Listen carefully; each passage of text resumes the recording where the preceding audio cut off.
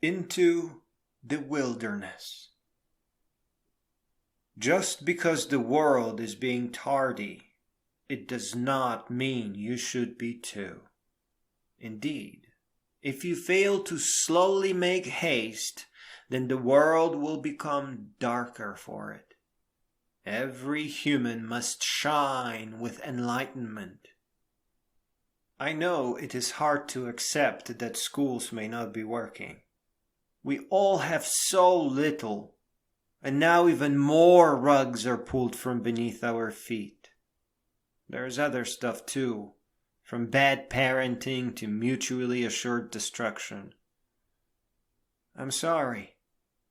The best answer any of them will ever give you is, how are we supposed to know? A solid foundation in reality is a really good start in life. Sometimes we don't figure things out until it is too late. I know this poem caught you early. You have a long time to ponder all this. And that too is a good start. A proper gentle lady or gentleman questions everything and takes nothing for granted. I hope you are still in middle school or high school, and you get to walk to your desk with a heavy step, slouch, perk up your ears like a lion, and take the whole situation apart. The kids in the back figured it out already, but that is as far as they got. They need more answers. They need you, the leader. Maybe you can try thinking about debate, learning from the way great beings argue the pretenders or uneducated. You are already given reasons, now you need to find the truth. It is never too early to begin questioning everything. One of the smallest arguments we are given is the argument for mathematics. Well, it used to be given. It was that we aren't always going to have a calculator on hand. Though it is cute to say that we have smartphones with calculators that have advanced mode, there is a darker side to it. Mathematics is too abstract. It is not enough. We need programming, and we need to be shell literate as well. Vapid and insipid mathematics poisoned the beauty of science. Memorization of formulas obscured the simpler beauty beneath. Memorization is another problem. Look how carefully you are nudged to abandon reason and understanding in favor of memorization. The guillotine of failing a class because you tried to learn everything, instead of passing with a straight A for merely cramming for the test, does chop your head off. Look how proud your teacher is. That disingenuous show of teeth. Up for another raise. Sold you for a paycheck on some simple memes that you can get from a calendar. One of the biggest reasons given to you is that you need a diploma to get a job. I would like you to consider that perhaps a real diploma is one that a university goes out of their way to give you for your great achievements. The diploma you receive at the end of your stay in school, while it grants you access to higher institutions and more advanced jobs, it will not prevent those jobs from endangering or sacrificing you for profit. The best lies are the ones that others maneuver you into believing, choices you would never make without their poison. Your life does not compare to other lives, no matter how precious or numerous. There is no life arithmetic. The closest you can get to a formula is this wonderful contradiction. Each life is more important than the other. If someone ever asks you to do something for the greater good, you are not to sacrifice. You quit your job or await your dishonorable discharge and begin your search for enlightenment and wisdom onward to becoming a great being. If the best job you can possibly get holds some measure of risk, then you are going to need to try harder. In case you are wondering, I care, and you can't undo that. The harder or the less worn path is that of becoming an independent inventor and entrepreneur. And you are not going to be the first or only one. Find the others. Find a couple of co-founders. Learn from your noble failures as well as triumphant successes. So when someone says, diploma, you reply, check your premise, to quote an old friend. When they say calculator, you say, help me with programming, not memorizing formulas. When they box you in to memorize, you get the others to drop the class because you need a real education, one that helps you to wisdom and greatness.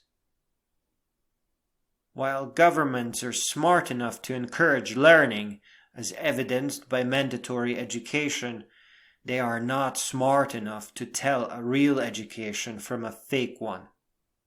I suspect the intelligence of governments is dictated purely by their voters, in that wise people will not vote in uneducated representatives.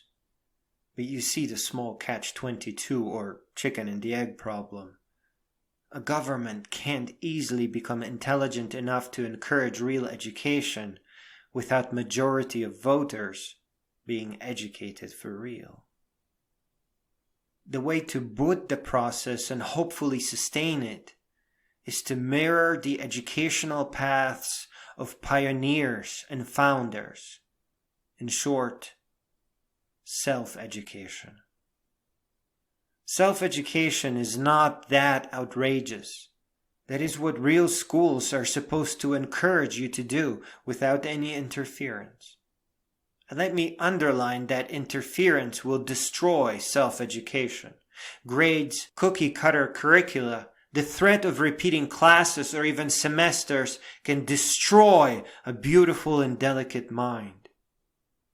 Self-education is like learning to walk, except this time you learn to move in the universe. And instead of getting your feet to move quite right, you are trying to find the audiobooks that somewhat fit what you already know. Finally, on a related subject, it hurts me to say it, but free college is not quite right. It should be free, real and effective education that shows real results. Compare that to an important vaccine. We don't need a mere free shot of something spelled out with weasel words. We need a real and effective vaccine that shows real results across millions of participants. You should not allow yourself to think of college or university as something that gets you a good job. A good job is nothing. The dumbest of liars can get you fired if you get in their way. The thing you must look for is knowledge, wisdom, and greatness, as that opens all the gateways ahead of you. But more importantly, that path is most worthy of you. It is the most human and healthiest of paths. All you need to start is a small bowl of ice cream, an electric blanket, a fine pillow, a comfy bed, and a narrated book by Carl Sagan or Neil deGrasse Tyson or Bill Bryson. And then, as you get going, and maybe take to liking new titles from bestseller lists and new authors you've never heard of, find a small, perhaps pocket-sized, well-respected book on bushcraft and start getting ready for your first venture into the wild by buying a backpack and a tent. You will need a pair of cut-proof gloves, a 16-inch Bowie knife, don't do 14. Get high-quality Damascus, staghorn handle, fine leather sheath, full tang, obviously, and a second actually useful bushcraft knife. And then splurge on a sharp, foldable handsaw that you can bring along to all your adventures. And get an audiobook on fire going as everyone else is still hacking away in the woods. As you read more and more, and things start making sense, as you slowly and independently begin forming an accurate view of the world, bring a cheerful friend, or your mom, to a nearby state park, one with a fine beach and a tidy knick-knack store that also doubles as a hot dog stand and perhaps serves a fine and spicy vegetarian alternative. Later on, grab a couple of lovely and trusting friends, fool enough to try to thru-hike the Appalachian Trail with you in one go from Springer Mountain to Mount Katahdin, though I highly recommend section hiking at first. And also, please visit Henry at Walden Pond each time you climb Katahdin. You know, it is hard to miss the fact that a tent in their country makes for a fine dorm room, and that each white blaze you meet on the AT doubles as an A+ that no teacher could possibly give you, and that each time you make it up Katahdin with 100 new books on your mind, you do graduate ever higher. I think both Henry and the mountain grant you some of their height. I know for certain, without a doubt, and I know you can feel it too. You are meant to become a great being.